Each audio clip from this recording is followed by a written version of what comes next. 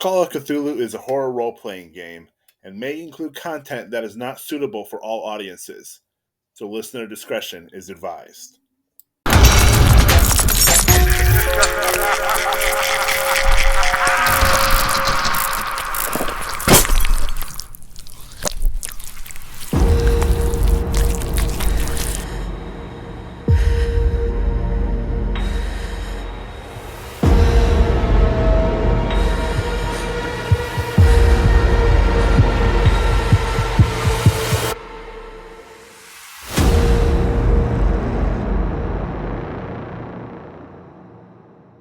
It is September 1933.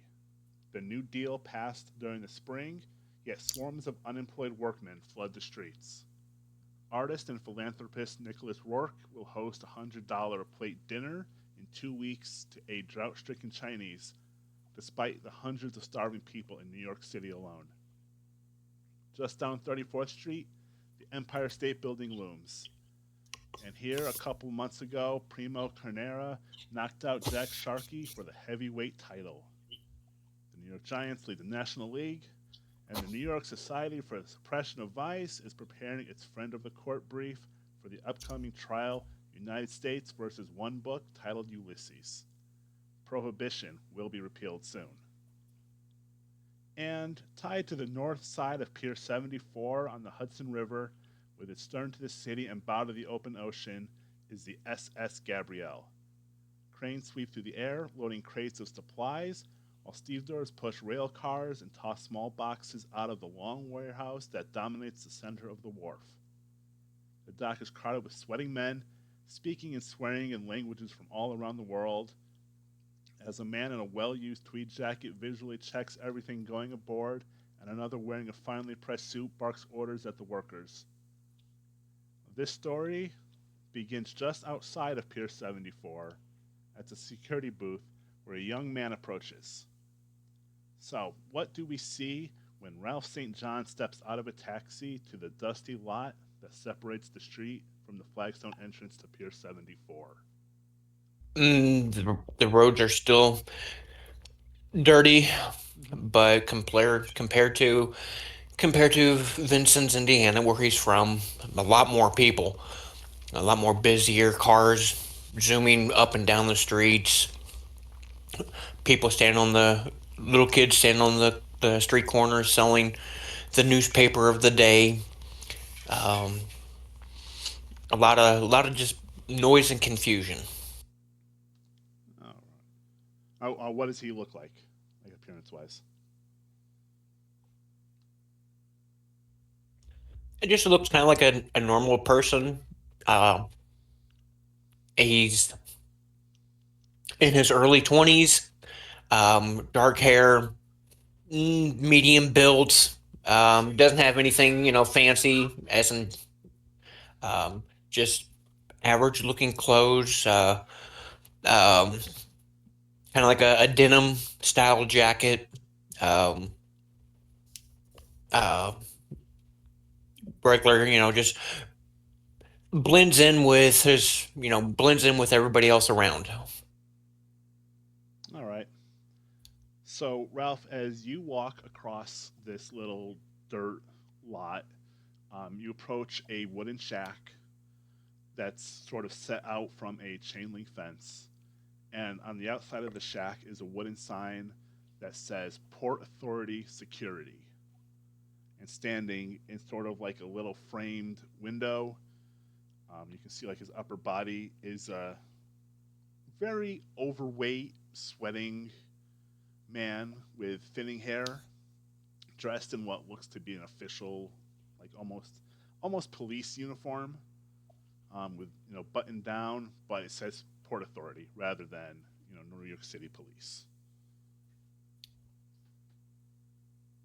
And you're walking right up towards him. Can I help you, buddy? All right. Yeah, I was just looking to maybe see if there was any work to be done around here. Uh, Maybe some um, loading of the dock, loading of the boats. Unless you're with one of the expeditions or the mail crew, it's a sort of private property. Are you with any of them? Oh yeah. I'm with the mail crew. I just started. I got transferred from a different port, so I'm here to.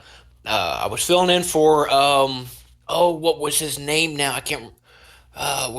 Was it Michael? Michael? No, Robert? No. What was his name now? Uh, But yeah, I'm here to. all right. What's your They name? called me and had me come over here. What's your name? I got a list. What's your name? He pulls like a little Oh, checklist. I'm going to try to step closer and try to peer over to see if I can see any names, as I'm still stammering, trying to uh, uh, distract them a little bit. All right. Make a spot hidden roll. See if you see any names. So let me open up my journal and then just do what kind of roll, what dice and everything. It's a spot hidden, so it's a 1d100 roll.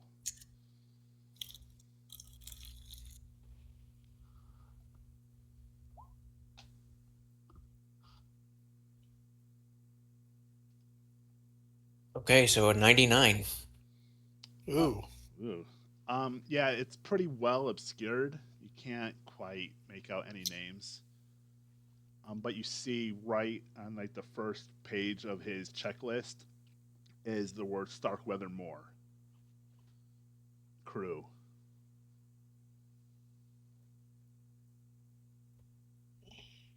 Start with the moon. Okay. Yeah. No. My name is Johnny. Johnny. Um. Johnny should be on the list. Yeah, Mr. Starkweather called me, and one of his secretary people called me down here. And I should be on that list. If not, like I said, they just called me this morning. all right, hold on a second. Let me see if I can find you. All right. He flips open his list and he starts looking at names. John. Let's see. Time to go through all of Yeah, like how because like I said, they just sent me word this morning, and I rushed right over here. So unless you got the updated list, I may not be on there. these NPCs. All right. Well, yeah. In that case, I'm just gonna have to call and make sure. They have so many people. It's on the ship, on the deck crew. Just to give me a second, and he reaches for a phone, and he picks it up, and you hear it ringing and ringing before it's finally answered. You can't hear the voice on the other end of the line, but you hear like a little muffled talking, and the Port Authority guard is saying, all right, yeah, no problem. And he hangs up the phone, looks back at you, and like, all right, yeah, so I just talked to one of the officers at the ship, at the Gabrielle. Yeah, and they confirmed, that Mr. Starkweather was contacting people and having last minute crew arrive. So yeah, you're gonna come right in. Let me open up the gate for you. And he steps out of the shack and around, and he unlocks the fence and opens it so that you can walk in. Now, Pier 74 is a very busy place. It is dominated by this massive warehouse that stretches from one end of the dock to the other. It is not all for the Starkweather Moore expedition. Um, you got several crates that are labeled specifically for the expedition, but you have other crates that are for, let's see, Royal Mail Service, And yeah, it's just a variety of other ships that come and dock at the pier. But there are people everywhere around bustling. There's a railway tracks that go along the side of the warehouse where cars are manually pushed, loaded stuff is loaded onto them and brought to the appropriate ship. But like I said, there's people everywhere. There's voices in every language you can imagine. Different dialects. You hear people talking as if they're from Canada to West Virginia to Florida to, out west to California. You got people talking in foreign languages that you don't even know if they're, real words. Some of the other PCs might recognize these languages, but you don't. And as you're walking, dodging around people that are walking, there are people that are kind of checking your shoulders a little bit, but for the most part ignoring you.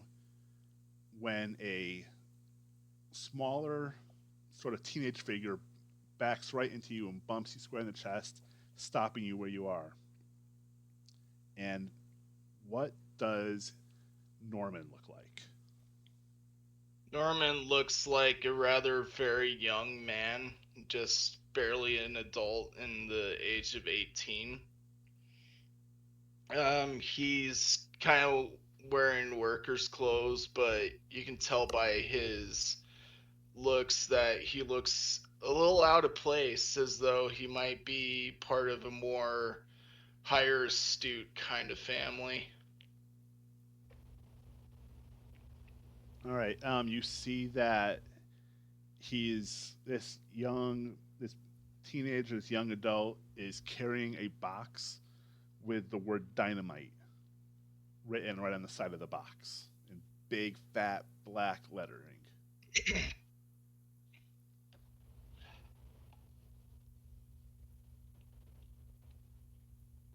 No, sorry, sir.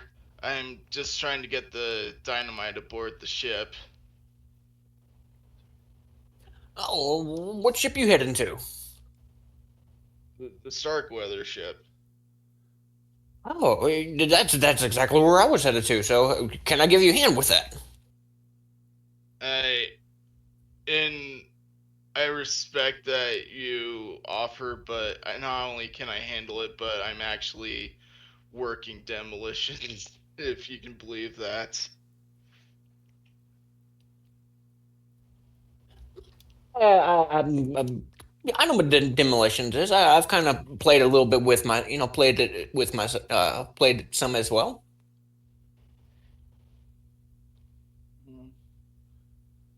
Yeah, But be careful. All right. Anyway, Yeah. is there something that you're looking for specifically? The man on the deck of the SS Gabrielle, wearing the tweed jacket, shouts over at you and says, "Parsons, we need that dynamite up here now. I need to lock it away." On it, sir. I just start marching off to get the dynamite aboard.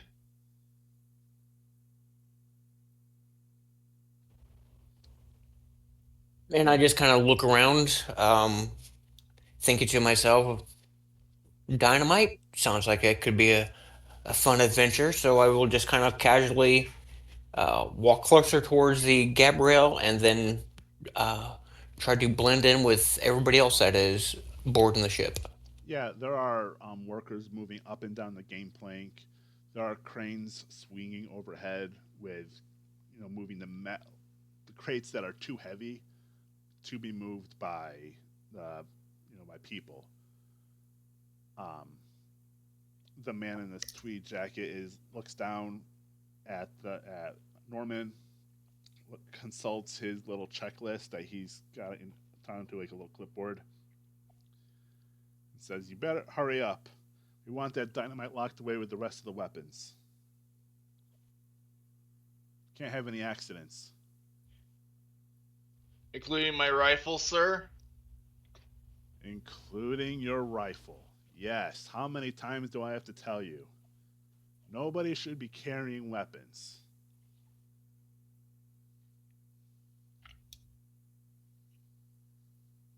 Anyway, he marches aboard and starts putting away the weapons. All right, yeah.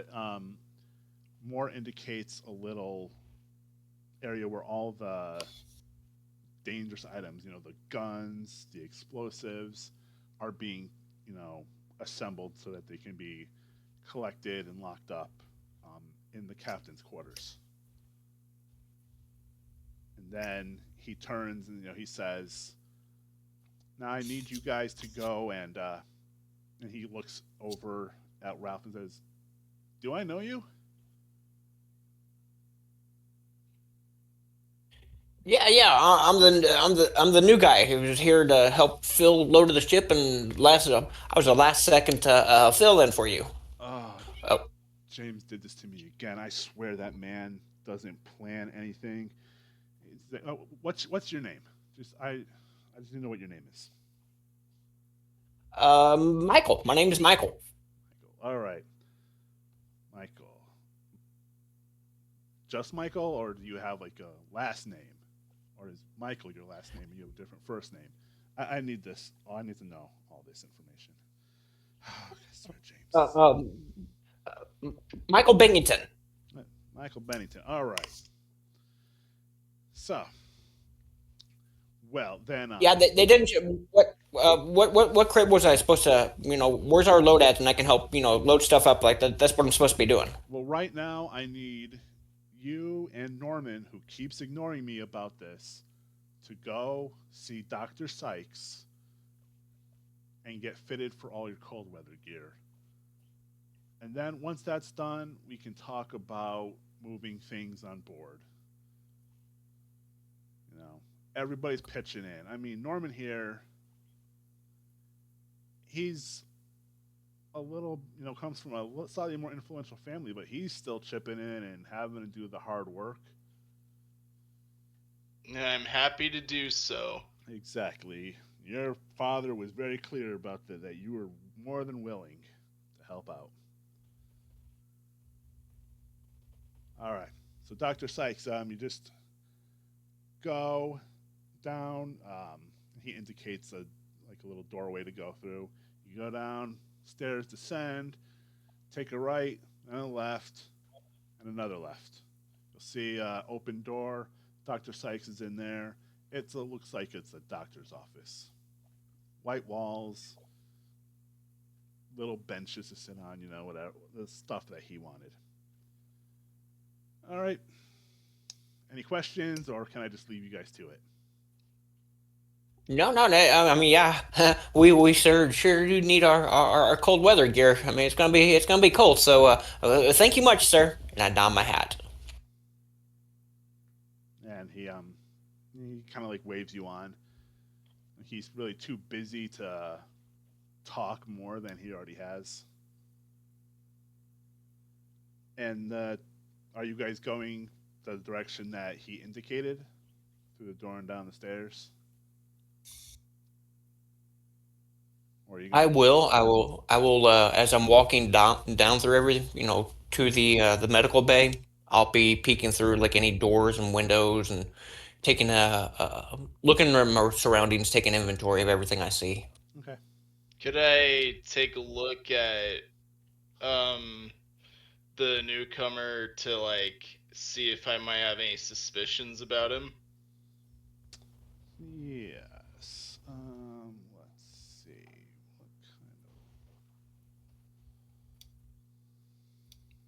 Be it spot hidden or psychology? It would be a psychology. See if he's hiding anything. 9 out of 10. 9 out of 10. Yeah, you can tell he's not giving away everything. And you're pretty sure he lied about his name.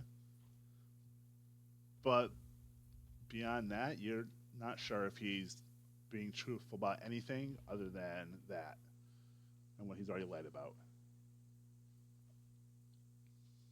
I will walk with him, keeping my eye on him as we head to the weapons area to store away the weapons. All right. So you take care of dropping off everything that you were instructed to drop off, and then you head towards medical. You head down the stairs. You start turning corners. Ralph, you notice that the cargo bays are at this point mostly still empty. A few things have been loaded in. There's already one of the airplanes is in there. Its wings have been removed. Some of its landing gear has been removed to sort of make it all fit inside the hangar. It's not taking up as much space as you might expect an airplane to take up. But that's basically mostly what you see is just tools and that airplane. Norman just like keeps his voice low and says, "I know you're lying, sir."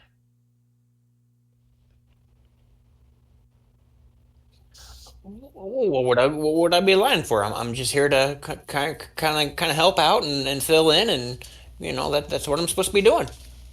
That's not all you're here for, and I can tell. So I'm gonna offer you a chance to confess, or I can get invasive. Your choice.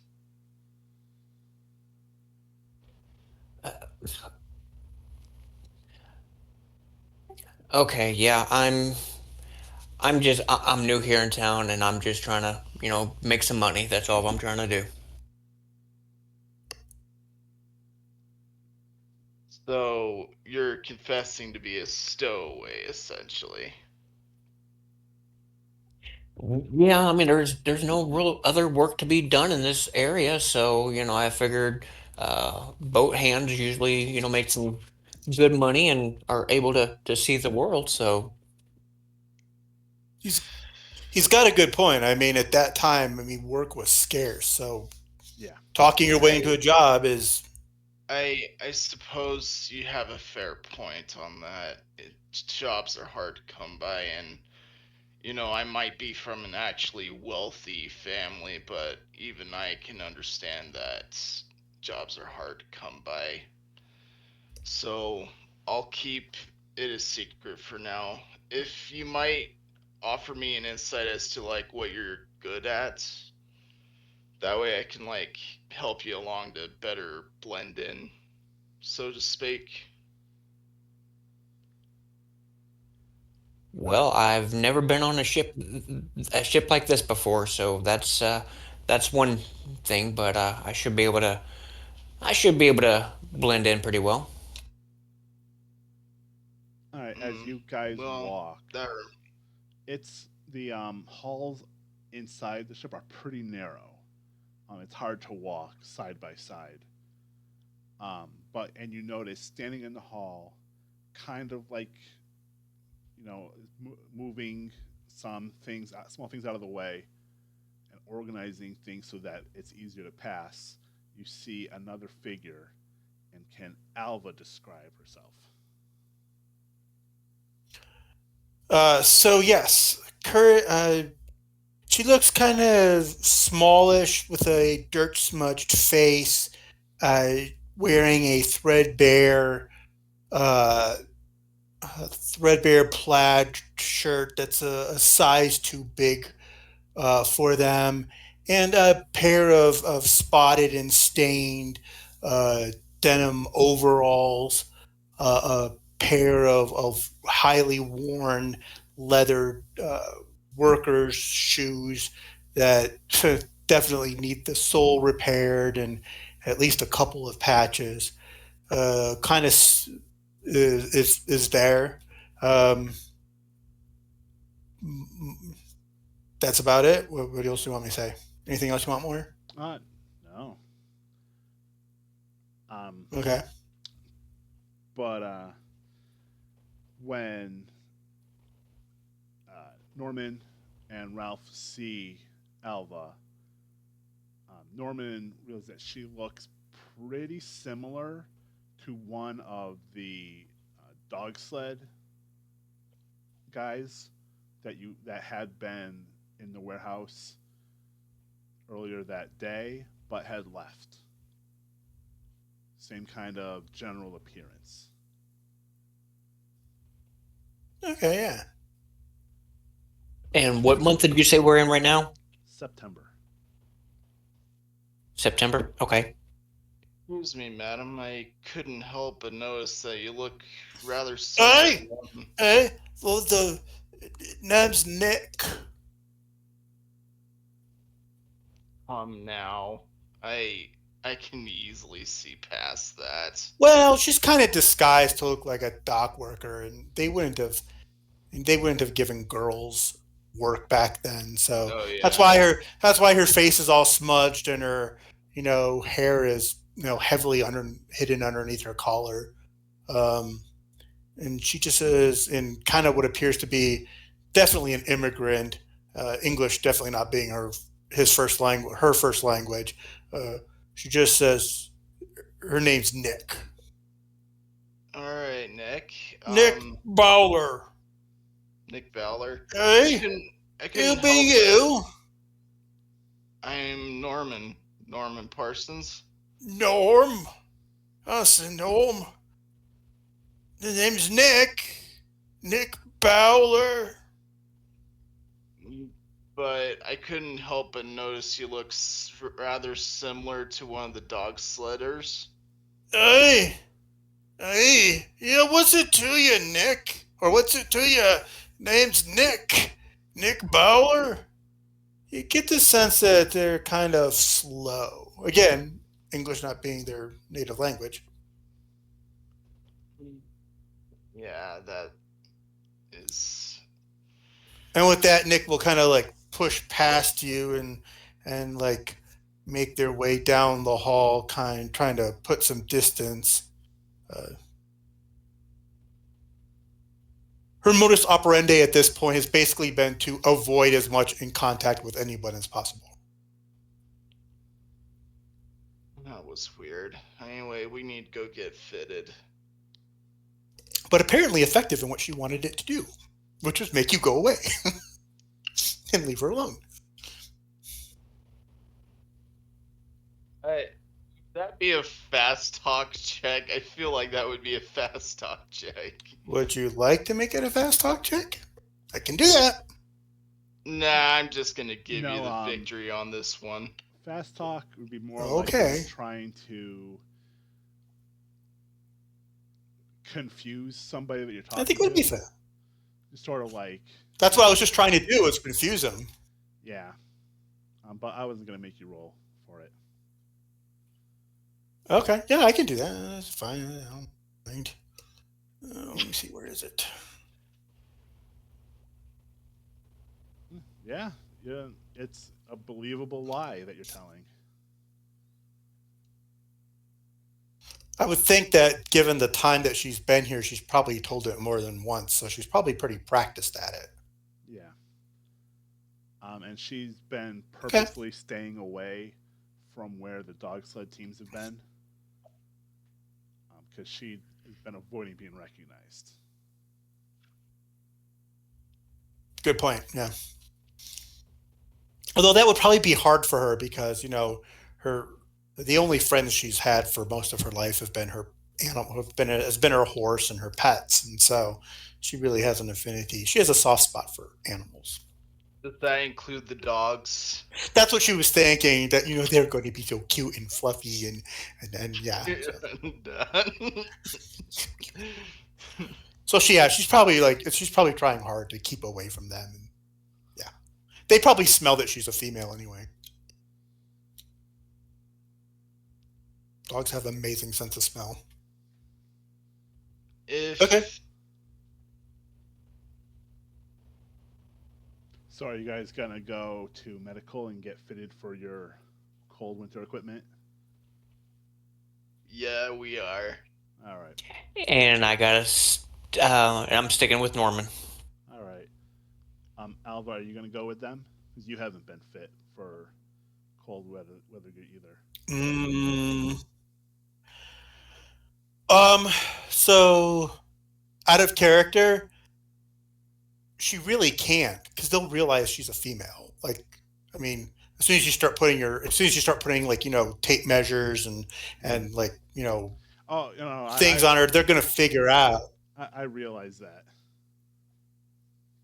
Oh, okay. So she would probably not go with them, and she would probably resort to, like, I guess the way I kind of imagined this in my head, the way that this had been working, because she came from Norway with her family member, uncle, with her uncle, and she probably like found like a hidey hole on the ship somewhere, and over the last weeks has like slowly kind of made it like a little place to live, like a little nesting place. So her idea would be that she would probably be looking for someone about her size and would probably basically steal it or appropriate it when she had the opportunity. And so being from Norway, you might have She maybe brought, not as yeah, heavy, but you would have yeah, winter gear. yeah. The other thing is on my character sheet, I did plan this in advance, and being from Bergen, Norway, she probably has access. I said heavy, heavy wool, leather and wool coat, and I assumed that she could get a cold weather version of it in Norway, and she would have brought it with her. But if she does need heavier clothes, again, she'd probably be looking to supplement what she brought with her uh, by basically waiting for someone to get too busy and then filch it. Seeing another immigrant street rat off in the down in the lower berths, you know, isn't going to look unusual, and grabbing a coat isn't probably going to go unnoticed, or it probably isn't going to go noticed. So, so that's my plan. That's what I was thinking. Okay. Then Norman and Ralph go. That was a lot of words to say very little. Yeah, just to say no. So Norman and Ralph go No. to the nearby medical bay. Alva still keeping back in the hallway, but watching. As Norman Okay, yeah. and Ralph disappear inside, and they meet with Dr. Peter Sykes. And Dr. Sykes tells them that they want to make sure that they are sized properly for the gear, because even the slightest amount of exposure could be disastrous. And so they want to be able to comfortably be able to work for an extended period of time in relative cold. This means multiple layers of pants, shirts, jackets, goggles, gloves, hats. And he's a professional doctor. He is very respectful of your bodies. But when he is writing things down, he writes down Norman all the appropriate sizes, and he turns to Ralph and is like, "I'm sorry. What's your name? Because I don't seem to have a slip for you." Oh, it should be in there. Yeah, my name should be on the list. No, well, no. I'm going to see if I can. I just got a whole bunch of these. I mean, I have a blank one. I can just write your name. Just what's your name, and I'll write it on here so I can. Yeah, I because gotta get this order in, and you don't want me to screw it up. Believe me. I understand. And no, I just came in today, so I may not even be on that list. Depending on, I know the security guy, he didn't have it, and the guy there at the head of the boat, he didn't have my name on the list either. So Oh, yeah, I don't know who I replaced, hi, but yeah, if you could put just the no name would probably be safest. Mr. No Name. Okay, that's an interesting name, but okay. I'm not one to judge. I mean, Hey, I mean, look, mean, I've had to you'd be pronounce and spell names that make no sense over these past couple weeks. So, no name. All right. Takes you all your sizes down. This Solo. requires a few hours between the two of you. He says, all right, we're gonna order it, everything once everybody gets fit, and it takes a couple days. So maybe end of the week, early next week, you should have the supplies come in. Yeah. I guess if you have anything else, I'll just direct you back up to Dr. Moore. He'll tell you what's going on and where help is needed. So, and he points you back the exact way you came. Take a right, take another right, take a left, up the stairs through the door. Guy in the tweed jacket. Yeah. Okay. Well, thanks, Doctor Sykes. I was afraid that we were going to have to wear all these heavy clothes. We still have a whole bunch of work to do. So Oh, no. I was afraid we were going to end up like burning up. So No, with any luck, you won't be wearing any of this until November. Wait, is there a chance that we might be able to discover the North Pole up there? He says as a joke. Tell you what, if you discover the North Pole while we're exploring the South Pole, I'll give you $50. Yeah, that's what I was thinking. Maybe the pole goes all the way through. I'm sorry. It's all connected. The South Pole and the North Pole. There's a tunnel that goes straight through the Earth. There's a literal pole, like a piercing, that goes all the way through the Earth.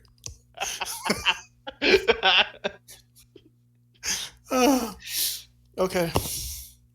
and Ralph will look concerned. Oh yeah, that's where we're going to the South Pole. Yeah. He has no clue what he's just happened to come on the boat. Yeah. Stark Weathermore expedition, South Pole. Leave in approximately 2 weeks. And we won't be back until after the new year, sometime in January. Maybe even February. Out of character, how long is the trip from New York City to? It's a couple weeks. It's about a week or so from I'd say it was probably New York to Central America, where you go through the Panama Canal. Then another week or so to Australia, and then it's several weeks to where the boat is going to land, or where it's going to sort of dock. So when he says it's going to that part of okay, because you're going to end up circling most of the continent of Antarctica to be almost on the South American side. What year is it specifically? 1933. 33. Dang it, so Rudolph wasn't invented yet. I could still do Blitzen, though. Again, the wrong Wow, call. okay.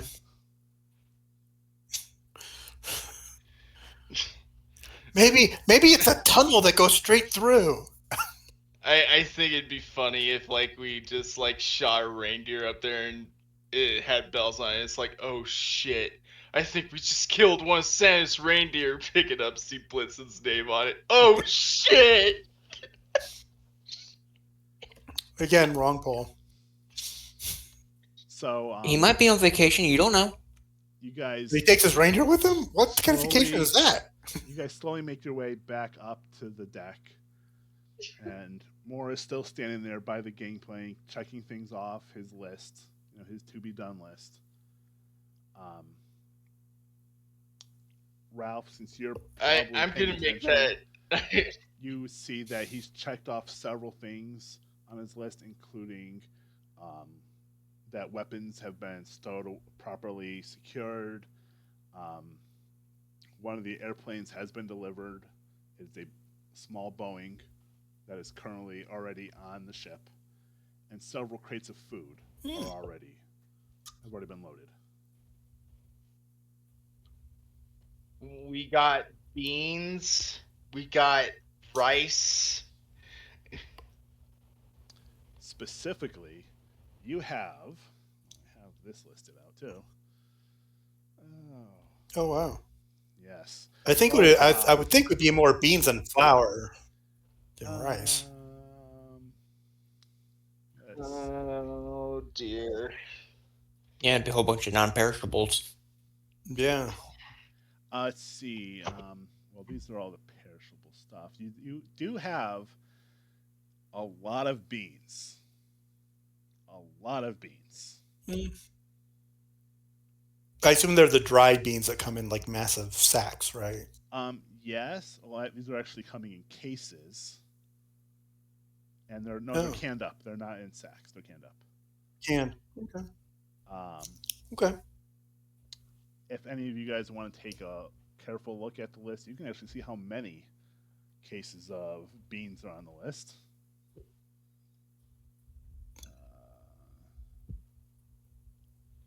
Yeah, I think that's mostly the food. Most of it's perishable. So most of it's been stored in sort of like almost like massive walk-in fridges. Okay. But even being refrigerated, the fresh food, the perishables, isn't going to last the whole trip, right? Probably not.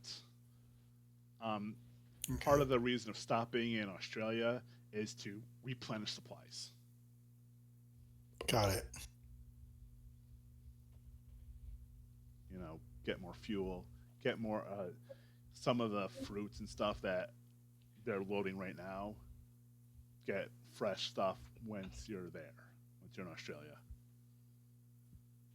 Any Australia. extra fuel, if you guys end up needing more sled dogs, stuff like that, can be acquired in and around Sydney, Australia. Okay. Man, this is a good job for the dogs. They don't have to do anything for like a month and a half. Yeah. They get to chill until they Two get pup to chill. Yeah. Chill. Yes. So, wait, I know we could get kangaroo meat from Australia. That should be so.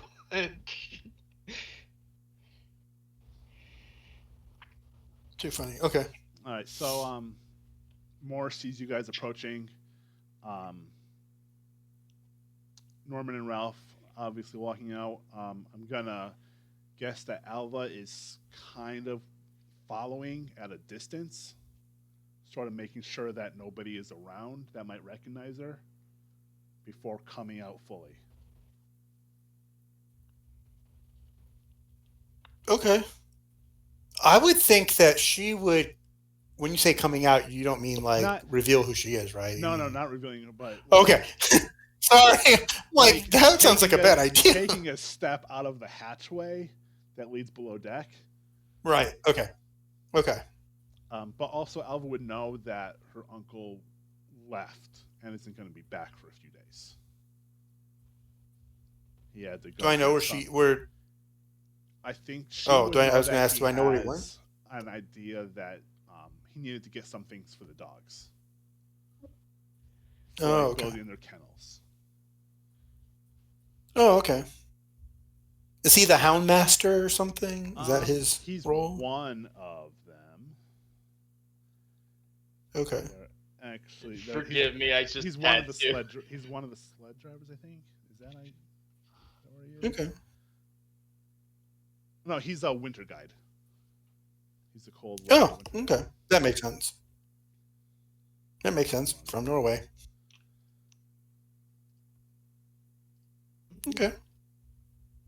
So, yeah. So that's good because he's probably the most dangerous to her because he's the one most likely to recognize who she really is. Yes. So. And So Moore takes a look at his list and says, "There's not much left that we can do today. Um, a lot of people are already ending their shifts, going home or wherever they live. Now we've got rooms reserved at the Amherst Hotel, a few blocks away. If any of you are from out of state or have accommodations elsewhere, feel free. Just know that every morning at 8 a.m., we meet at the ballroom in the Amherst Hotel to go over any business related to the expedition, any photographs that need to be taken, that sort of stuff. But yeah, I don't think anything's actually going to be necessary for tonight. Yeah, so that's about it. Okay. Anything else you guys want to do? Right now, you can tell there's a lot less people around the warehouse, and it appears several of the doors have been closed and possibly locked. What doors have been locked? Go ahead. You said which doors are locked? Several of the doors to the warehouse appear to be locked. Not necessarily the warehouse, all of okay. them, but most of them are. Well, Mr. Moore, is it okay if I kind of walk around the boat and therefore I kind of get my bearings, and so tomorrow when we load, I'm not as lost? No, of course, yeah. Just, I think Norman would do the same thing as well, just to, double check everything, see if there's no stowaways. So I didn't realize, so again, out of character, I didn't, and Ava wouldn't know, or maybe wouldn't know, like how long they were literally going to be in port. So it might be that she arranged her little nest, her little hidey hole, but then like once it's secured and she feels like, it's ready, she might slip off the boat and then just,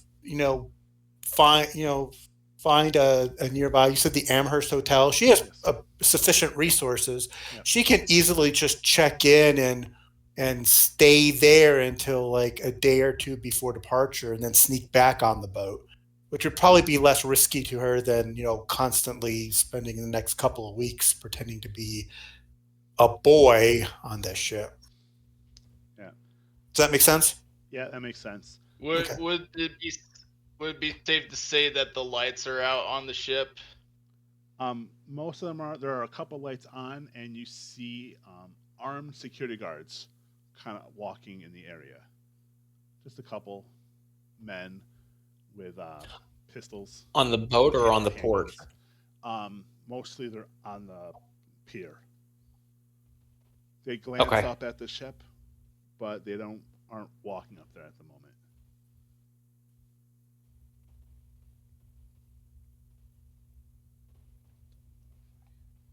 Okay. Yeah, because it seems like security is pretty tight on the ship. So that's what Ava will do. She'll take the opportunity as everybody else is leaving the ship for the evening, and she'll blend into the crowd and exit the ship.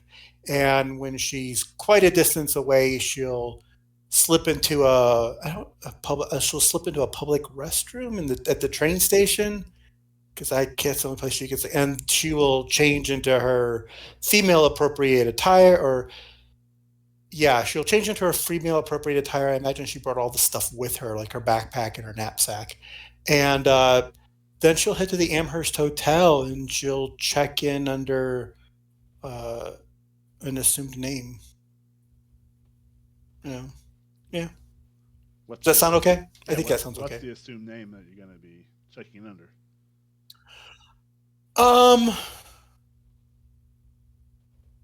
Probably.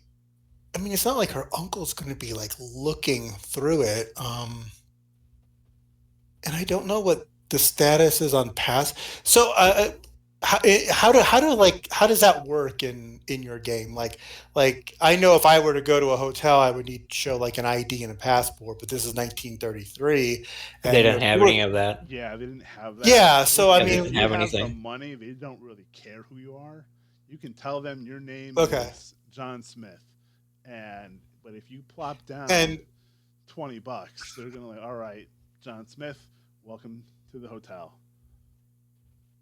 right. So is this Amherst hotel? Is it like high end, like mid range, like It's a low end? mid-range Like what's the hotel. Um, okay? in current day, it is pretty nice. Back then, it was Okay. sort of mid-range. It wasn't. So But the the assumed name Say, she will check in under will be Nicole Bowler. She'll just use the feminine version of Nick. Nick for short for Nicholas. So Nicole Bowler. okay. Nicole Bauer. Yes, she'll check in under that. Okay. I look to my new friend and I say, so while we don't have eyes peering, what is your real name, if I might know? I promise I won't tell anyone.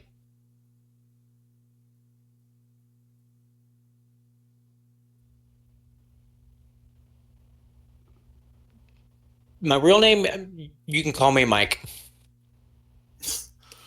Cool cover name.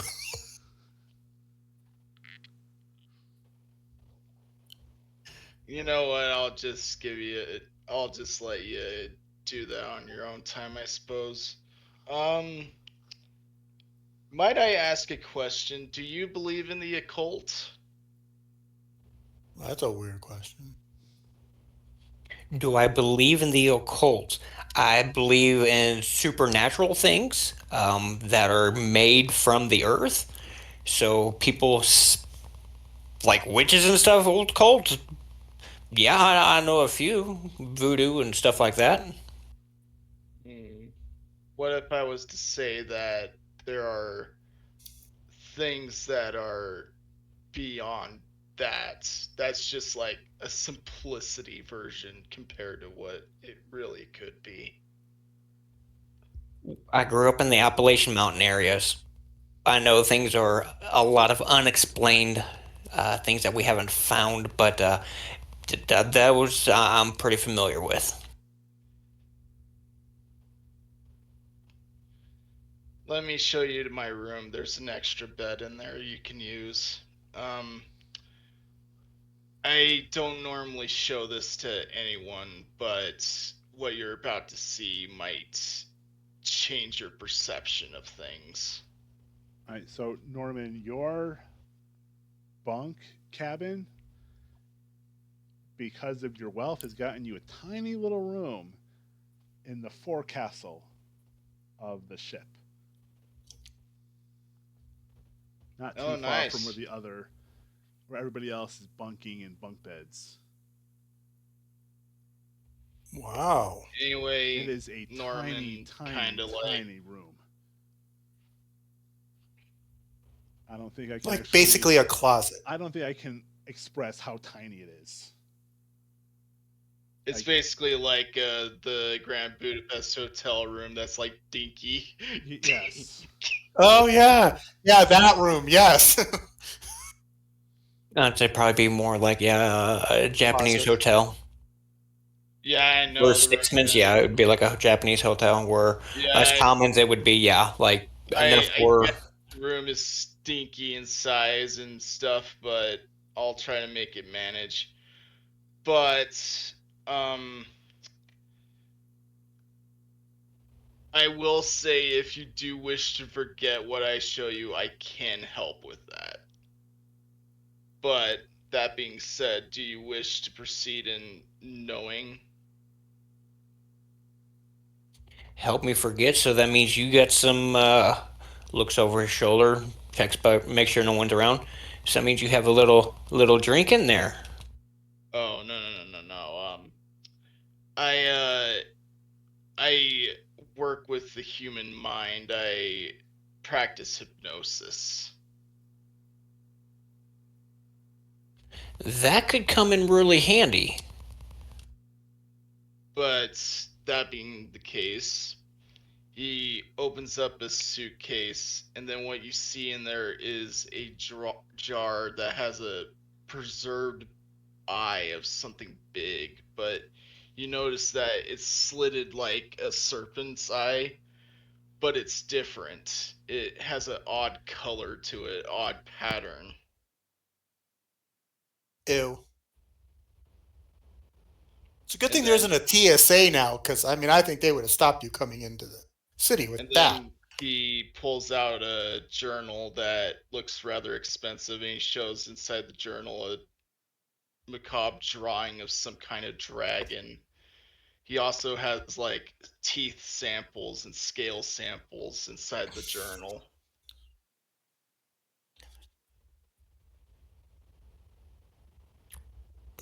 Very interesting. Some nice handiwork there. I can appreciate some cleverness and things. I'm also going to look around the room as well. It's when I was busting a friend of mine out of the asylum because they were going to kill him if I didn't intervene, I found something there that defied explanation.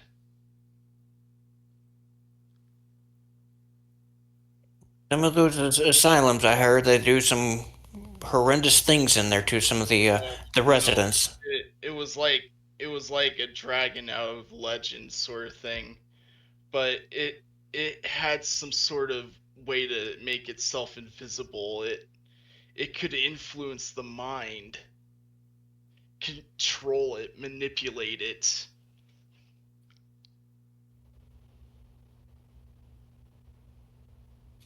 Hmm. Well, still interesting. I mean, I think I got a pretty well. That is very interesting. I will admit that, my friend. But above all else, I actually killed it. And to give an emphasis, it's like the size of a small house.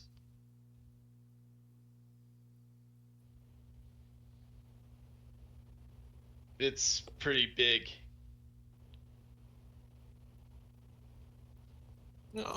Okay, thank you for sharing that with me, Norman. Sounds really neat, and I bet that was a heck of a story. But anyway, Dad kind of sent me on this job, not so much as I agreed to it, more like he said, either you go on this expedition or you're getting cut off. He, and I understand him. He was very concerned for me. I kind of became a shut-in for about a year after that. Okay, so since we're being frank with each other, what is this expedition? Oh, it's an expedition into the Arctic. I don't know much more than that. And like I said, the only reason I'm here is one that I invested money into this expedition, so I have some good standing with everyone. The other thing is that my dad really was worrying about me, so he sent me here solely because he wants me to get out of the house. You know, breathe in some fresh air, live, explore. And slowly nods his head, thinking, I believe some fresh air will do you some good. But I, as much as I wish I could make myself forget what I saw that day, I feel like I shouldn't.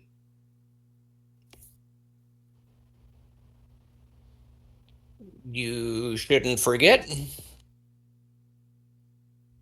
I feel like it's something of a duty. If you see something like that, you either will go mad and wish for an obliviated mind, or be strong enough and determined enough to find a means to fight back.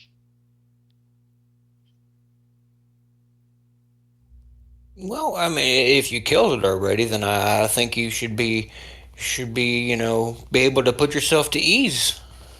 That's the other thing, is that's just one. Who knows how many more could be out there, or what else could be out there.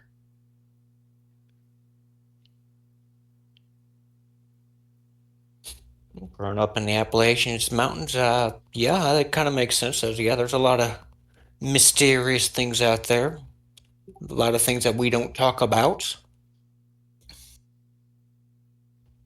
But what are they thinking it's going to be down in the Antarctica? I mean, I thought it was just like snow and ice.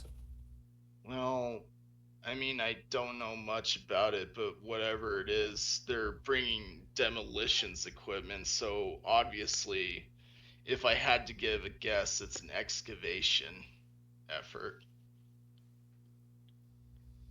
Oh, so maybe like some artifacts or something might be down there. Maybe. Most likely, I would imagine fossils. That would be about the closest guess I can probably make, is they're looking for fossils. Either that or samples of stone.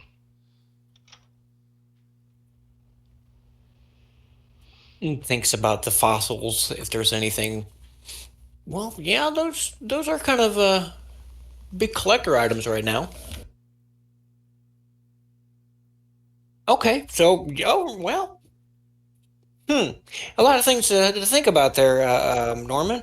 But I think I'm gonna take a walk around so I can kind of get my bearings on this ship, so I don't look too far out of place tomorrow. I can join you if you like. I might as well make some rounds to check for other stowaways. All right. Oh, and if worst come to worst and they don't pay you, I'll pay out of pocket for your time.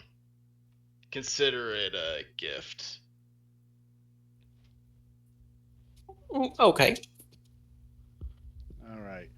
So the Gabrielle, I'm gonna briefly run over some of this information, and then I'm gonna share it with you so you guys can look at it in your own time, because there's a lot of stuff. Um, so the cabins where you guys are right now takes up a few of the floors in the Gabrielle. They're divided between the bunks for the crew, and a few cabins for, I'll say, the more well-to-do expedition members, as well as, like, the captain has his own quarters, the first mate has his own quarters, that sort of thing. There are showers and water closets, plenty. Let's see. The massive engine, which was built in Scotland and retrofit in Sweden. The ship is not an icebreaker. Ooh. Okay. Oh, yeah, that is So no if it bueno. gets trapped by ice, it is trapped by ice. There's an office, a radio room, basically a chart room or map room with a telephone in it. Oh, so they do have like short, or they do have sea to shore Yes. communications. This was the phone that Okay. the Port Authority guard called. Okay. Could it be that the explosions aren't so much for excavating, so much as breaking the ice? You know what? The explosives are for whatever they're needed for. How about that? Yeah. That's a good. Is there any way to find out why it wasn't refitted as an icebreaker given its destination? It just seems odd. Probably money. If you had to guess, it's the cost, Okay. but you don't know.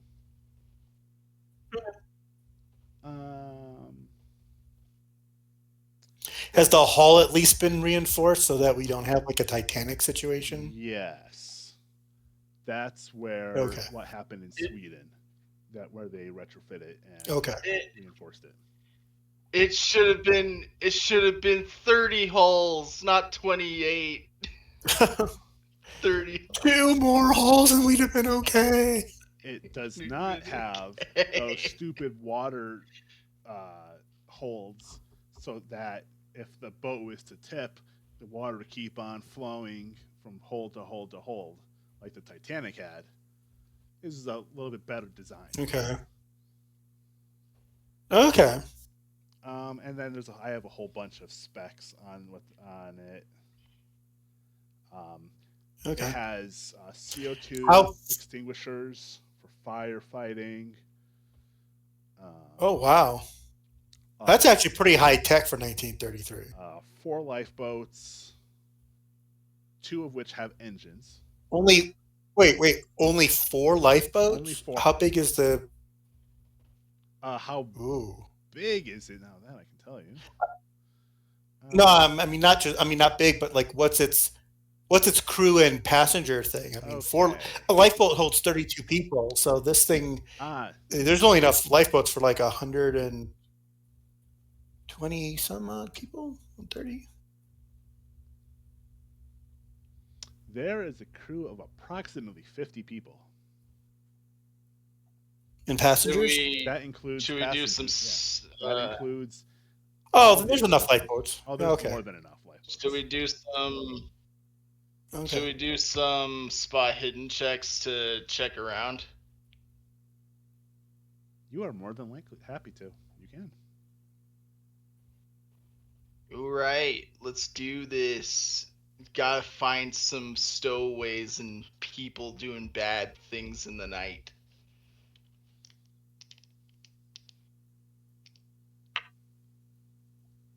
I thought it was nighttime. I thought the workday was over. Are you guys saying you're going back to the ship at night?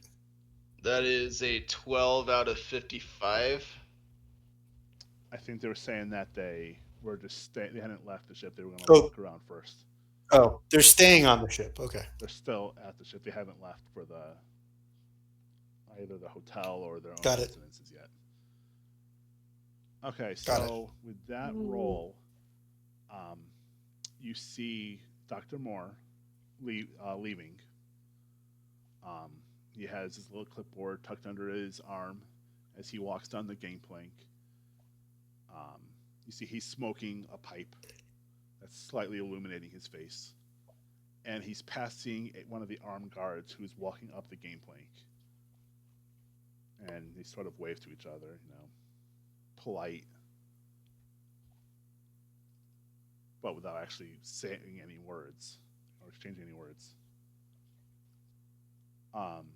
You see that the guard his head is like he's looking around constantly. He has a flashlight with him that is a little bit better quality than most of the other guards, where this beam is not so crappy to be anything but ineffective. He can actually look at like 10 feet away.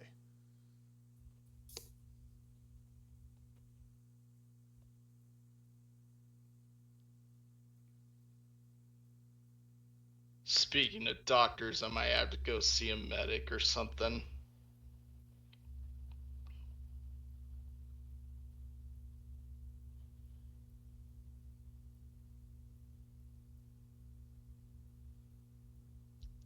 Anyway, I guess we should turn in for the night.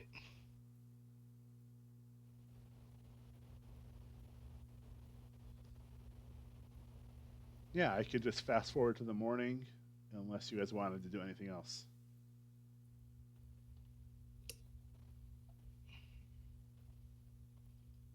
Pizza in the morning. In the morning. All right, and I just shared to you on Roll20 the information about the SS Gabrielle.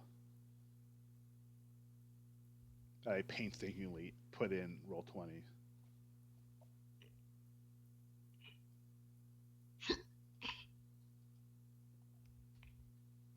In case you were interested, like the book Nice. thought I was going to be interested.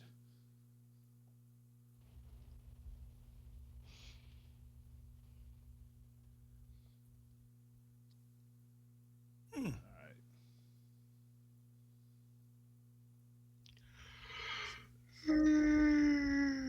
right.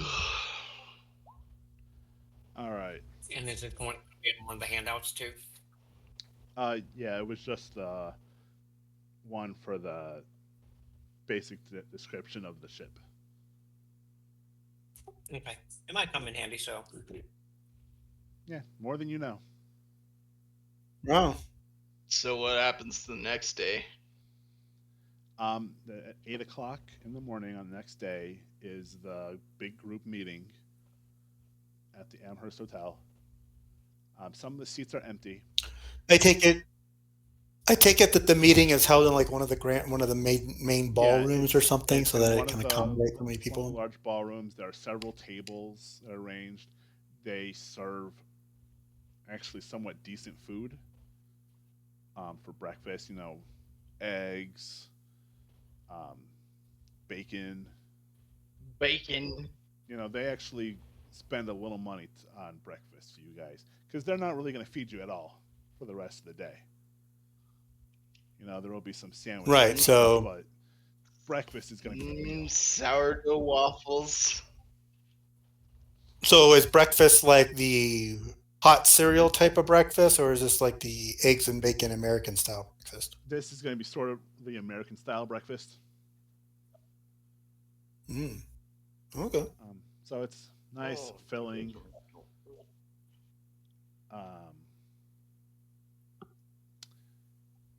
Ralph, you get handed a $1 bill for the quote unquote work you did yesterday.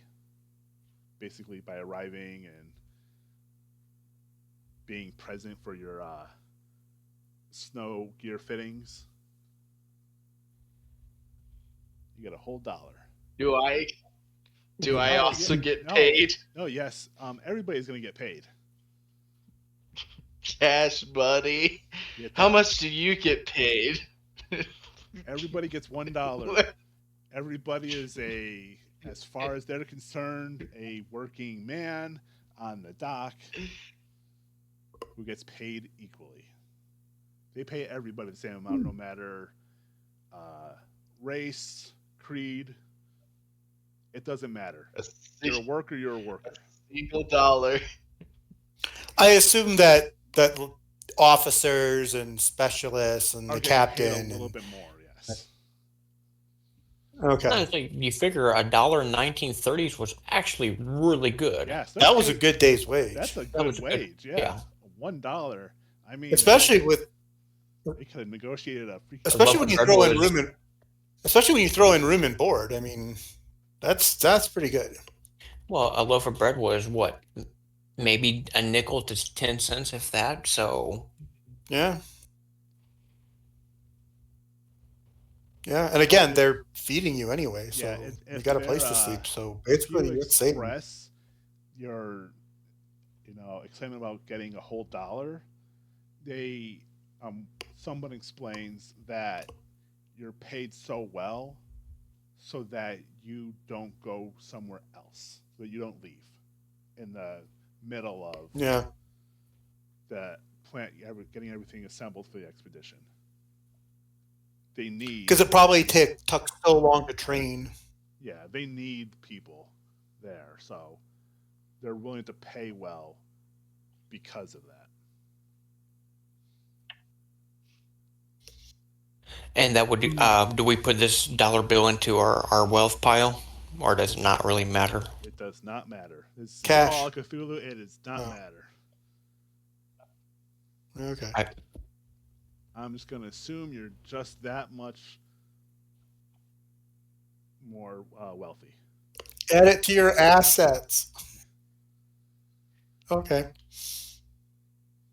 All right, what do we got for today's meeting? I got some All right. waffles, I got some eggs and bacon. So, Moore, stands up and, thanks everybody for arriving. They're glad to have everybody aboard. He explains that, the plan is to depart on September 14th,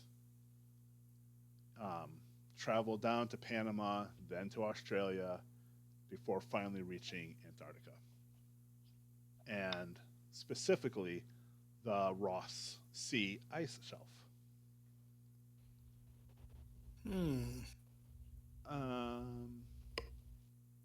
He tells you that they got the rest of the food needs to be loaded onto the Gabrielle today, and they're going to start loading up some of the tools that are more specific that have been requested by some of the specialists. When they say tools, do they mean like hand tools or like heavy machinery? Both. Sir? Yes? Okay. Sir, if I might ask, what if we somehow get the food stowed away on the ship ahead of schedule? Well, it's all better. I've got a nice long list of things that have to be loaded on and double checked and triple checked. So yeah. How about that? Let's have a bet, you and me. I was talking to a colleague of mine here.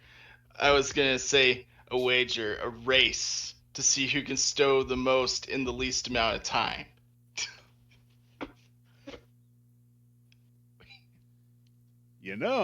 The other man who seems the more extravagant or flamboyant of the pair, he introduces himself as James Starkweather. He stands up, he's all smiling, clean shaven, nice washed hair. He stands up at the front of the room like, with all these preparations going on, I don't see why we couldn't leave ahead of schedule. In fact, I would almost suggest to all of you that we get ready to depart on September 9th. A full 5 days ahead of schedule. How about that? You think we got all, pull up our bootstraps and get that done? Yeah. I'll even double your wages if you can get it done. How about that? Okay, but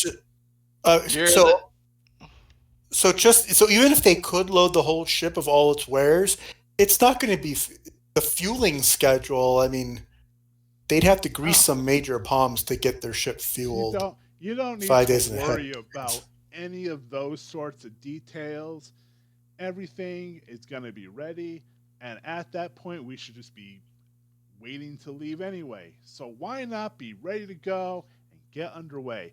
The sooner we get down there, the sooner we can begin our research, the sooner we can begin our digging, and the sooner we can get back home.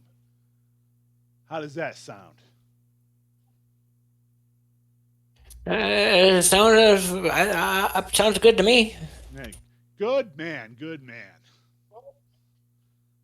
And you see Moore is just standing there shaking his head.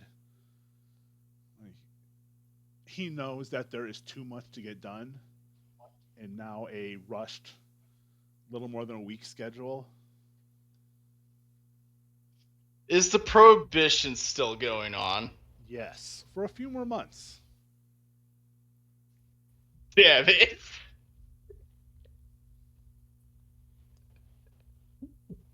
Historically, prohibition will not be repealed until, I think it's early 34? 34, yes. Yeah, so anyway, I'm gonna say No, I take that back. December 5th, 1933. Oh. So just a few months. But yes, I'm gonna say, prohibition is still active. all right, lads. I'm gonna say, all right, lads. Last one done has to swab the deck. Let's go. You got a whole bunch of really angry glares in your direction from guys who don't want this sort of responsibility. That's why I'm gonna be an example and work extra hard. Good man, good man. See, that's the kind of thinking I want all of you to share. Come on, we can do this. It's only 9 days. We can do it. Get underway. Well, and Moore says 8 days. 8 days. That's right, 8 days. See? I'm a good thinker. But William here, he's got my back. All right. Now let's get the show on the road. Believe we got Who knows? some, Maybe the extra. Who knows? Maybe the extra effort will help get him nice and swole. And hey, Beats his strength never know. and all that. The benefits of getting out of here early and getting this whole expedition underway early is not to be underdone. What kind of check would it? Oh, sorry. You go.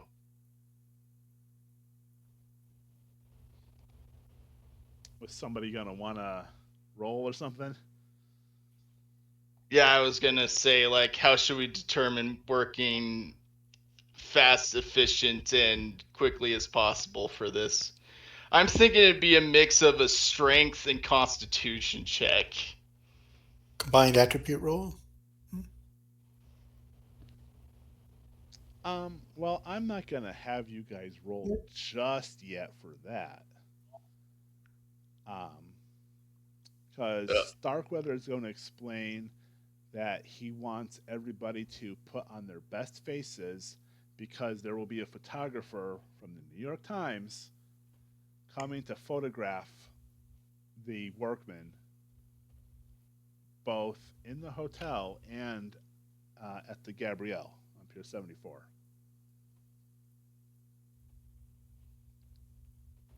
And he specifically looks for the most well-looking people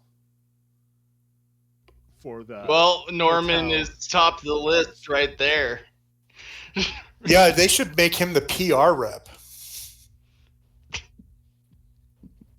That sounds like what's the word? That sounds like what's I'm trying to remember what it's called.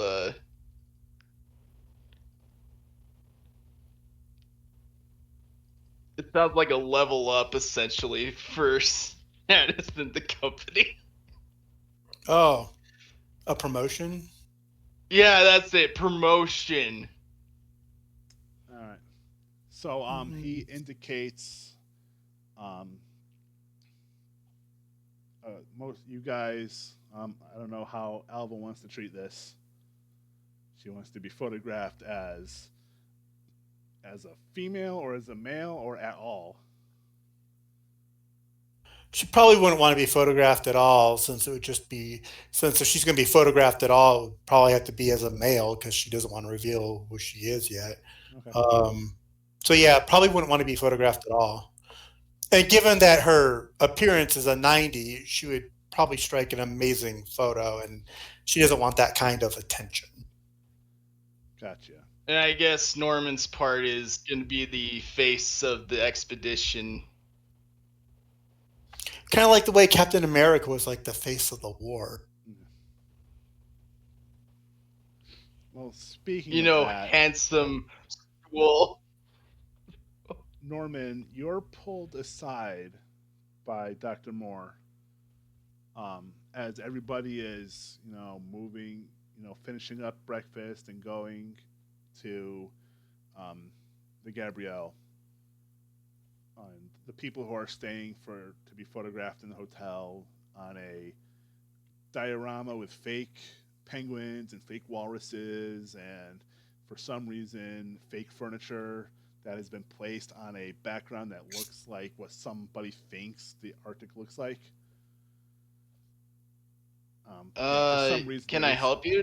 Yeah, more is like, now, do you think I can trust you with something, Norman? You got a little bit of assignment, I've trusted. and I need to. I want to assign to somebody, and this is top priority. I don't want you worrying about anything else along with the expedition other than this. Do you understand? I understand secrecy is utmost importance. Exactly. Secrecy. Now, hold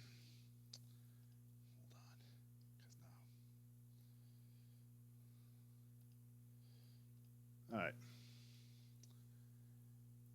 We have engaged the services of J.B. Douglas to captain the ship. Douglas. J.B. Douglas. You might know. I don't know if you're aware. He was one of the captains in the Miskatonic expedition a few years ago. He was the captain of the Arkham. And Miskatonic. Now we're delighted to have him, of course. But that's odd. That's actually very funny. My father attended Miskatonic. Oh, well. That explains a lot. I teach at Miskatonic. It's a very prestigious university. Anyway. You might know him by his last name, Parsons. Parsons. There's so many students, I can't remember names. But back to this assignment that I want you to handle.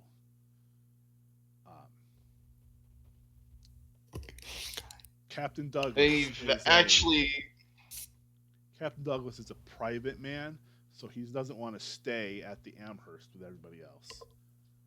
He's already reserved rooms at another hotel of questionable respectability. So I'm guessing you want me to check if he's okay? Yeah, just check on him. He's not going to be arriving for another day or two, but I want you to, go check on him. Maybe take a few more of the people with you. Nice people, respectable people, friendly people. Make him feel comfortable. And we're going to announce his participation in the expedition just before we leave. Thanks, all right. James. That's probably going to be Monday. All right. I get it's New York and there are thugs out there. Should I bring any protection gun or something? Well, always call Cthulhu. Gotta bring a gun. Is in a bad neighborhood, has no reason to reflect on the quality of security. And that and guns were just expensive. I'm sure if there's any problems, you can contact the police. All right. Well, if that's the case, we'll get the job done. And let's go.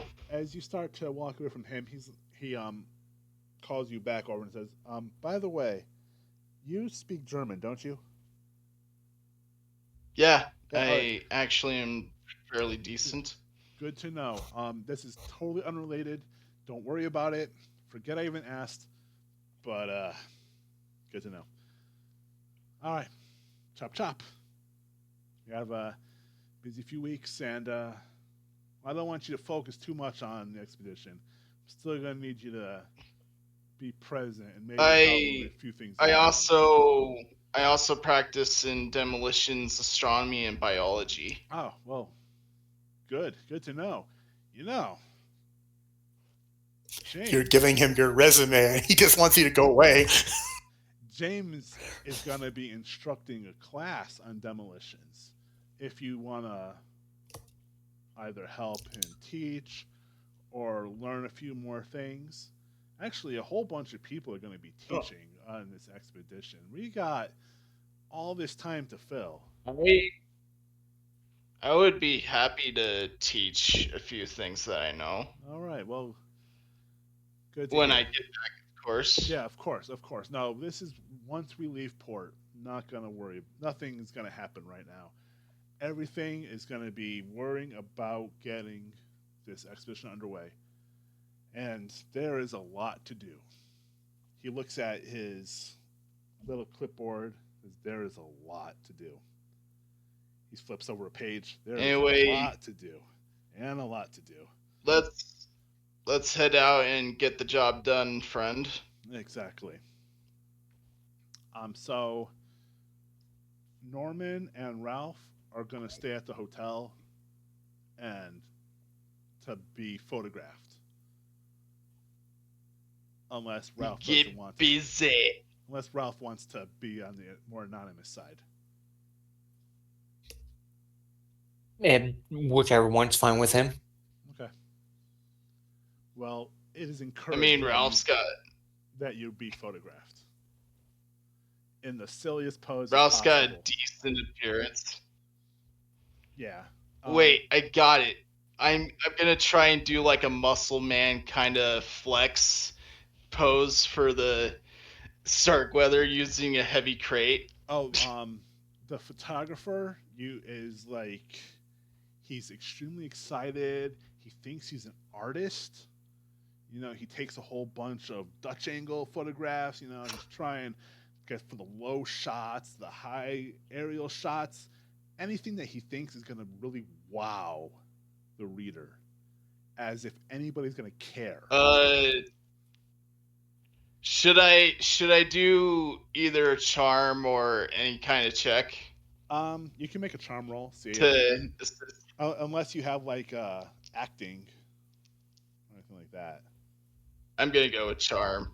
Okay. Now, is this all being told to us about this this photographer and all this artist stuff? He's sort of like telling you where to stand, how he wants somebody to strike a dramatic pose on that couch that is for some reason there.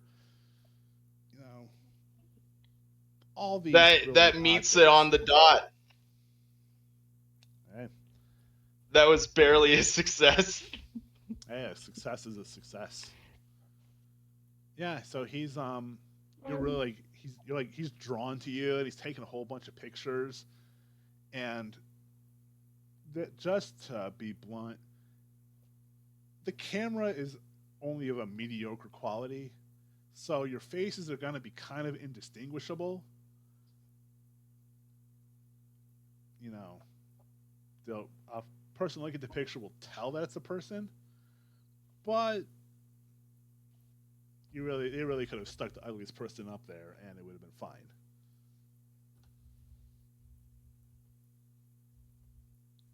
But after a few minutes of taking pictures, you know, he thanks you for your assistance, and you're able to head out to the Gabrielle. Anyway, when do we head to the hotel to check on the captain? Not until after he arrives. Probably the next day. All right. You get to the pier. Wait. I need everybody to make a spot hidden roll. Okay. That is an extreme success for me with a 9 out of 55. And it's spot hidden. Okay, gotcha. Yep. All right. So, Norman, you see the black car parked near where the fence is, where the fence to the pier meets the road. and you see the three men that are sitting inside, all dressed in black suits, watching people go by. Like they're pretending like they're being casual in the way they're sitting, but they're paying way too much attention to who's going in and out of the pier.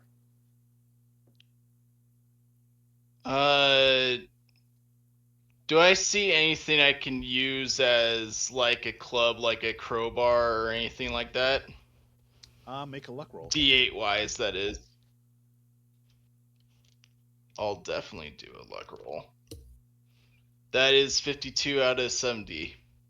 70. I'm gonna say yeah. There's like a crowbar. I'll say not far from the fence that you can grab without taking your eyes off the car. Do I suspect these people might be interlopers? I don't know what you suspect, but their presence is notable. Ralph, you see I'm gonna. Norman going towards this crowbar. And Alva, you don't see what's going on, but you see Norman acting strange from where your vantage point is. Okay. I don't know why Ava would have gone to the dock, but okay.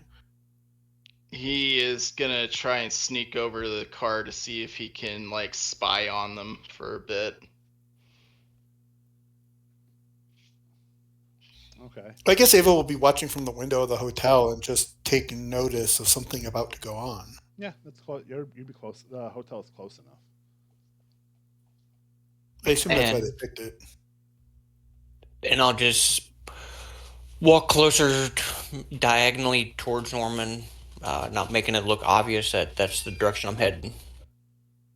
Anyway, he approaches the car and tries to like listen in on what they might be saying. Well, first make a stealth roll.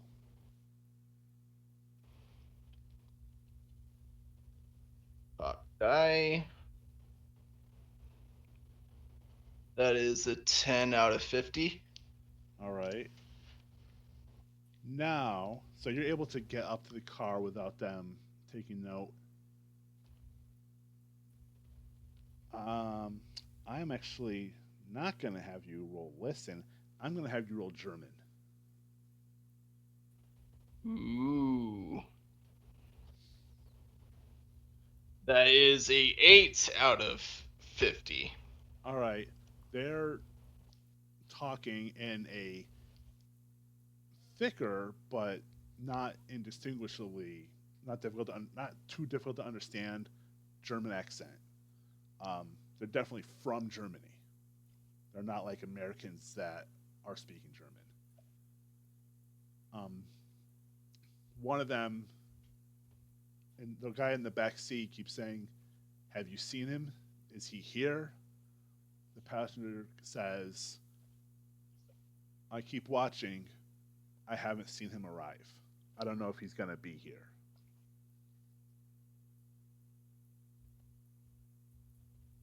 The driver is just expressing that he doesn't like sitting out in the open.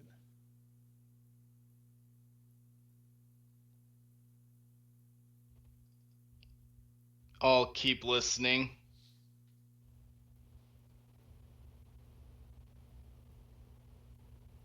Yeah, they never make a mention of who they're looking for, but that the person has not arrived.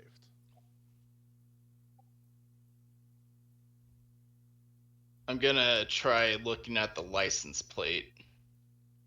All right. You're close enough where you're not going to have to roll to spot it, and they're parked. They're not. It's not a moving vehicle. But make an intelligence roll to see if you remember to write it down, or if you're going to inscribe it into your memory. 19 out of 90. All right. So you get a little scrap of something to write on and a pencil, and you just jot down the license plate. It's a New York license plate. As But- well as the car make model. Yeah, it's definitely it's a black something or another that I definitely told you the make and model of.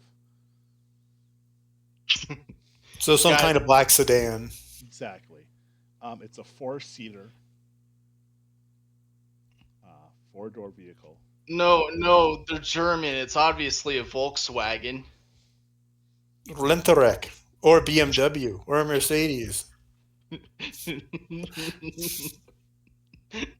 Too funny. Just couldn't resist. Anyway, that being said, you know what I think I'm gonna do? What? I'm gonna try and hypnotize the driver of the car using Are my you close power. enough? Oh, he's close enough. Okay.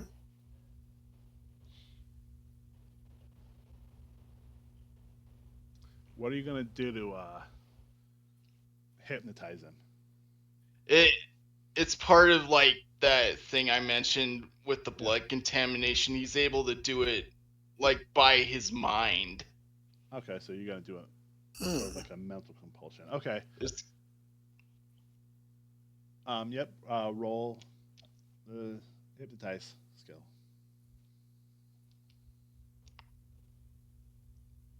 that is a 20 out of 99. Okay. So you're able to. You can feel the connection opening with the driver's mind.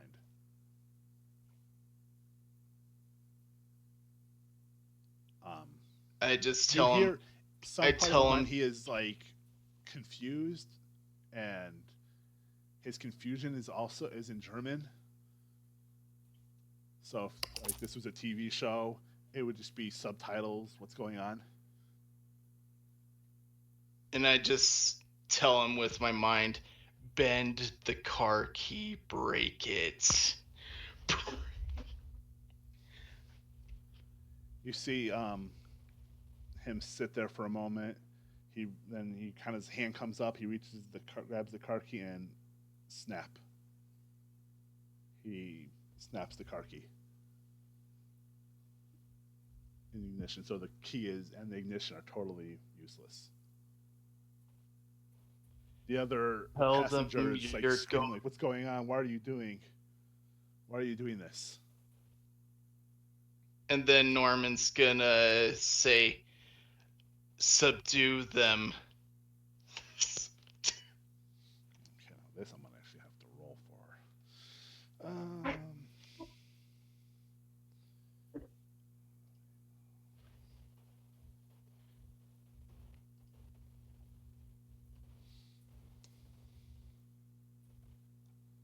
Because I have these guys and.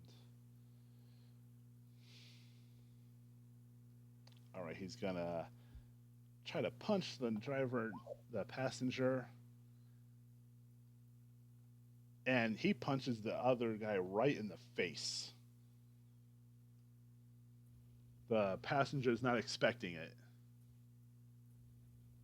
And then I'm gonna pop up and then like use the crowbar against the non-hit target with the crowbar through the window.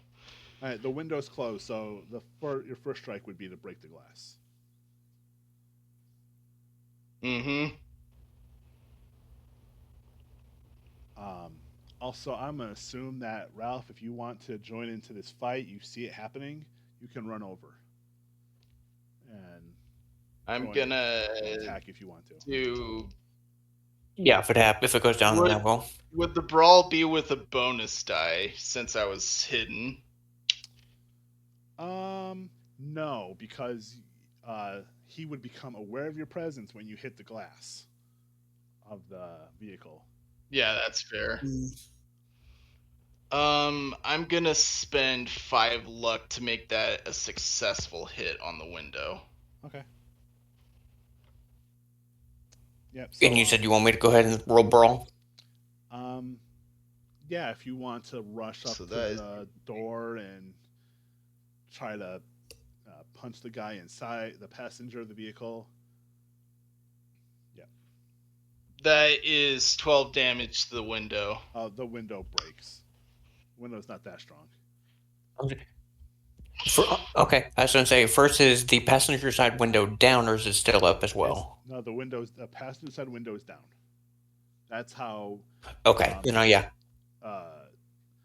Norman was able to hear what was being said. Okay. So you rush up and try to punch, but you just swing, and you end up. The guy is going back and forth as he's trying to stop the blood gushing out of his nose, and you just punch his seat as you run up.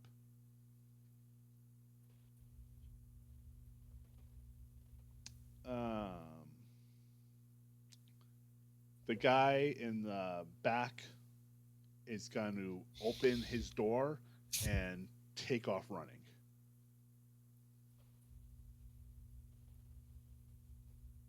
I look to my friend and I say, "Stop him." All right, so he gets out of the vehicle. What's his speed?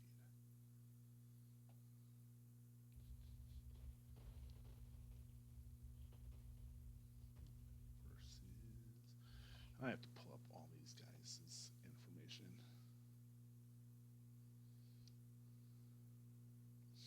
All right, so the driver, it takes him a second, but he's much faster than the guy who was in the back seat. And as he's running, he pulls out, he reaches underneath his jacket and pulls out a knife. And you hear in your mind a German voice asking, "Do you want me to kill him?" Take him alive for questions. He puts the knife back into the wherever it was in his jacket, and he does sort of like a flying tackle.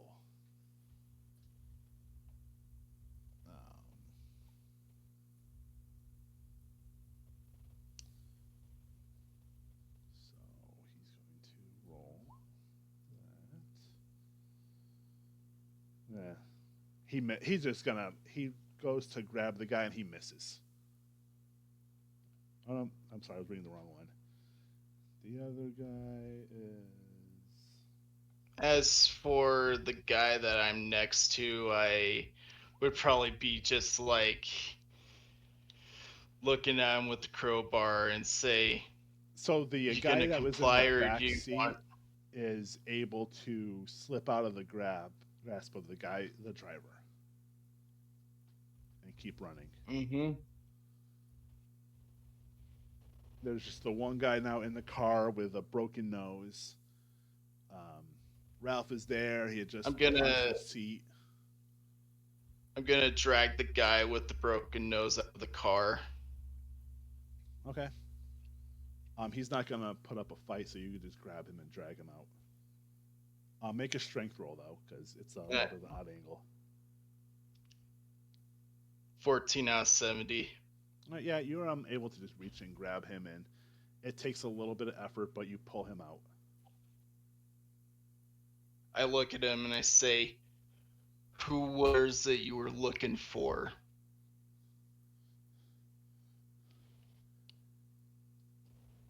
He looks up at you, taking a few deep breaths, and says, I say it in German too. all right, he answers you in German. He says Nick or Nicholas.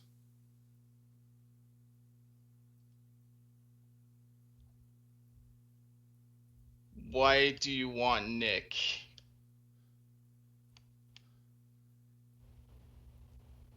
He has information that my About what? employer wants. I don't know. Who's your employer? I work for Mr. Softcut.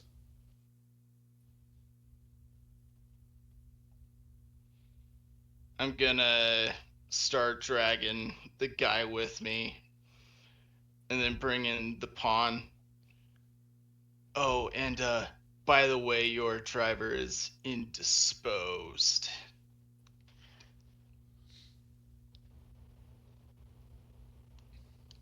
All right. The driver is walking back in the direction of the car. It's gonna take him And a I few rounds just to get like, back there. and I just like march them with whatever evidence I can get out of the car back to the leader of the expedition and tell them that there were a couple of interlopers who were German looking for someone named Nick. And mention the employer's name. Okay. Moore is concerned. He doesn't recognize the name Nick, but he thinks he's heard it before around that the deckhands have used it. I'm talking about somebody, about one of the younger employees, one of the younger hands. But aside from that, the name means nothing. The employer's name means nothing to him. Though he does find the German a little unsettling. So, what should we do with them?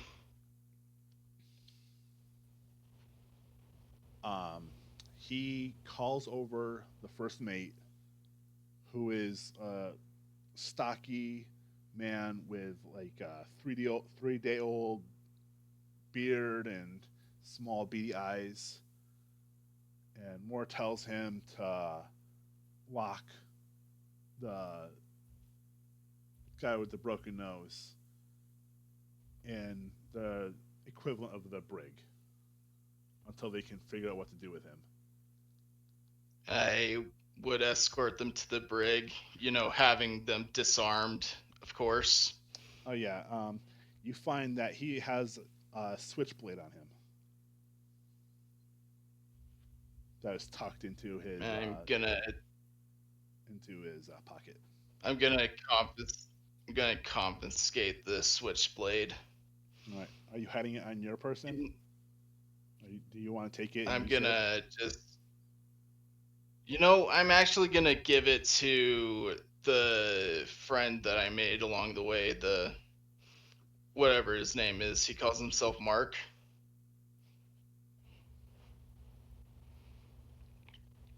All right, Ralph, what do you want to do with the switchblade? I'm going to put it in my pocket. Okay.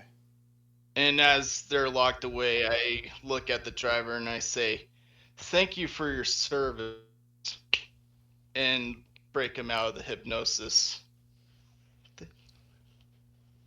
He is shouting angrily in German as the door to the quote-unquote brig is locked.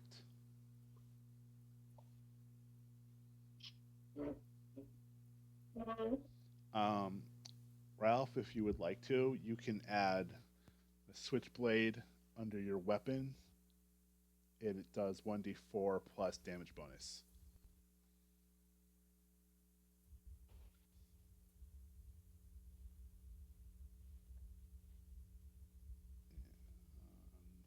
Okay, I'm looking for the weapons tab.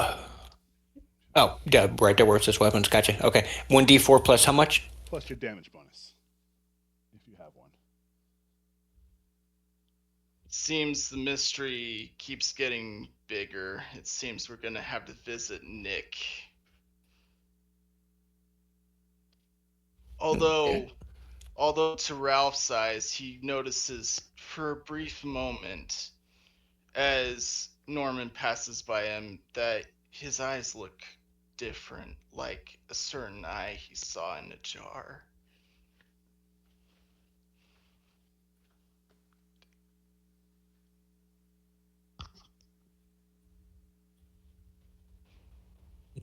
I'm just gonna kind of shake it off at the moment, thinking I'm just seeing things.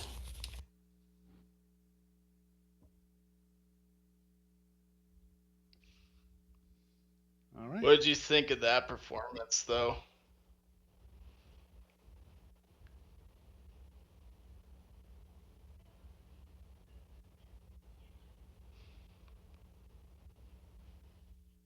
That's the dark nature of Norman Parsons, the part that is he will get answers whether you like it or not.